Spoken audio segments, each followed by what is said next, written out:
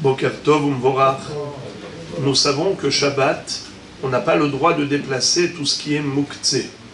Question, a-t-on le droit de déplacer un ventilateur?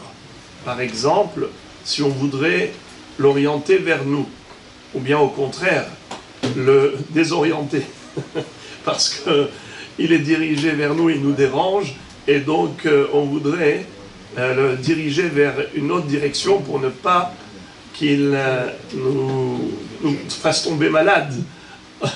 Alors la question, est-ce qu'il est permis de déplacer un appareil électrique, ou par exemple une plata ou autre?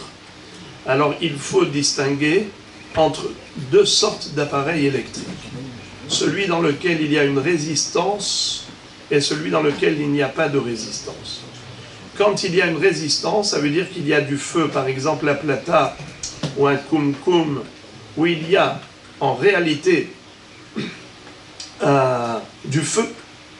Et comme il y a du feu, le feu est considéré comme muktsé, mais hamad goufo, et on ne peut pas le déplacer.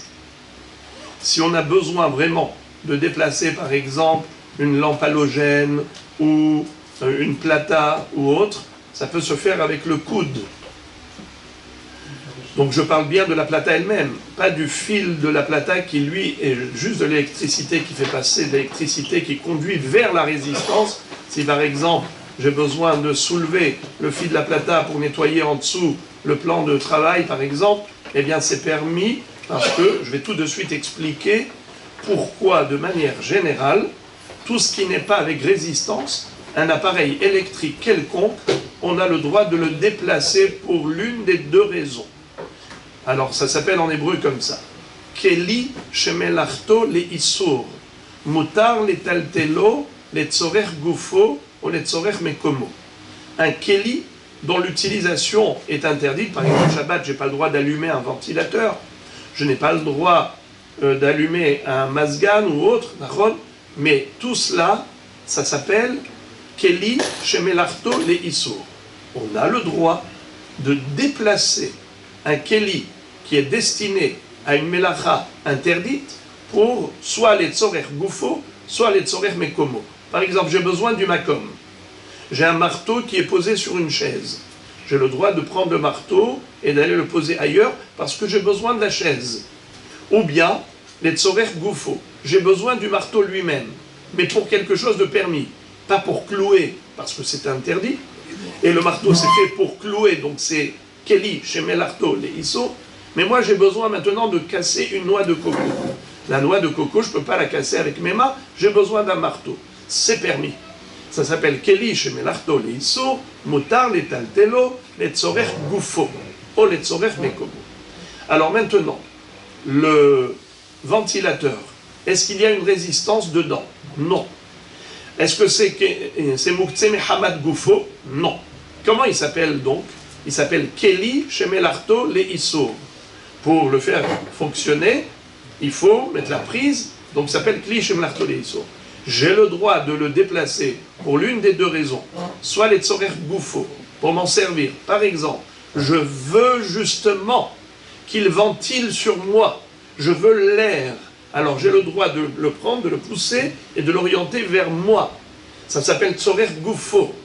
Ou bien les tzorer mekomo. Au contraire, là où il est en train de ventiler, il me dérange. J'ai besoin de m'asseoir ici et le ventilateur me dérange. Alors que j'ai besoin de la place. J'ai le droit de le déplacer, de le diriger vers une autre direction pour justement prendre cette place. Ça s'appelle tzorer mekomo. Donc pour ces deux raisons, ce serait permis. Soit pour l'utiliser pour nous, soit au contraire pour le déplacer, pour occuper la place qu'il occupe. Et ça, c'est de manière générale pour tout ce qui est Keli shemelarto le isur.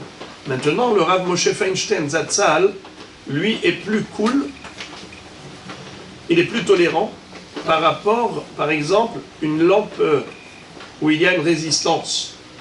Lui considère que la résistance, même si c'est du feu, mais ce n'est pas une flamme. Là, ce qu'on a trouvé par rapport au din de muktsé mehamad gufo, c'est plus par rapport à la flamme. Mais là, il n'y a pas de flamme. Là, c'est vrai que c'est du feu, mais sans flamme. alors lui, il est plus tolérant pour dire que c'est comme, au niveau du Moukhtse, c'est comme un Keli chez Melartoli sourd classique. Si j'ai besoin de pousser la plata, j'aurai le droit selon lui. Mais il n'en reste pas moins qu'au niveau de la Hav'ara, s'il s'agissait par exemple de l'allumage, même selon lui, Hav'arat Matechet Ave Hav'ara. Par exemple, le Issour Shabbat, le Issour Shabbat de l'interdiction d'allumer Shabbat, eh bien même allumer une braise de métal, par exemple, si je prends du métal, je le mets dans le feu pendant Shabbat, est-ce que j'ai fait un Issour à partir du moment où il va rougir? Oui, parce que maintenant, j'ai allumé le métal. Quand on met la prise d'une résistance, le fer rougit. J'ai allumé le métal. C'est une mélacha de Hav'ara minatora, interdite minatora. Maintenant, quel est l'intérêt de savoir cela? Eh bien, il faut savoir que, par exemple, pour le ventilateur, où il n'y a pas de résistance, le issour du branchement électrique, c'est assour komidera banane, mishum molid. Ce n'est pas assour minatora, parce qu'il n'y a pas de résistance, donc il n'y a pas d'allumage de feu, mais on produit des électrons, on produit de l'électricité, là où il n'y en avait pas, j'en ai mis, eh bien ça s'appelle molid, comme l'interdiction par exemple de mettre du parfum sur un vêtement. Il n'y avait pas de parfum dans ce vêtement, maintenant il y en a. C'est assour midera banane. Tout ce qui est création, Shabbat est interdit par les Hachamim, parce que ça ressemble à une mélacha. Alors, quelle est la différence entre l'allumage d'un ventilateur qui a sour midera banane ou l'allumage d'une plata qui a sour minatora? La différence, c'est par exemple solliciter un goy. Est-ce que j'ai le droit de solliciter un goy? Pour le ventilateur, oui, si j'en ai besoin. Pour la plata, non, sauf si vraiment, c'est vraiment, il y a de mitzvah. C'est-à-dire, on a une règle. Shvut de shvut bemakom mitzvah. Shvut de shvut bemakom mitzvah. J'ai le droit de solliciter un goy pour faire un issour rabbinique pour une mitzvah. Mais je n'ai pas le droit de solliciter un goy pour faire une mitzvah toraïque, même pour une mitzvah. De lui dire d'allumer la plata, même pour réchauffer ma dafina, c'est assour. Pourquoi? Parce que j'ai demandé au goy de faire un travail interdit par la Torah. Même pour une mitzvah, c'est assour. Pour nous, les Sfaradim surtout. Les Ashkenazim, ils s'appuient sur le Baal Haïtour qui a dit même un seul shvut, demander à un goy, même une melacha de oraita pour une mitzvah, pour le Baal Haïtour, c'est permis. Mais le Shulchan Aruch n'a pas été posé comme ça. Donc pour nous, les Sfarad, c'est formellement interdit de demander à un goy de faire une melacha qui est assoura par la Torah. Même si pour lui c'est permis, mais nous, on n'a pas le droit de solliciter. Mais si l'action que je lui demande de faire, elle n'est interdite que par les Hachamim, alors ça déjà lui demander à lui, c'est assour que par les Hachamim. Ce que je lui demande de faire, c'est assour que par les Hachamim.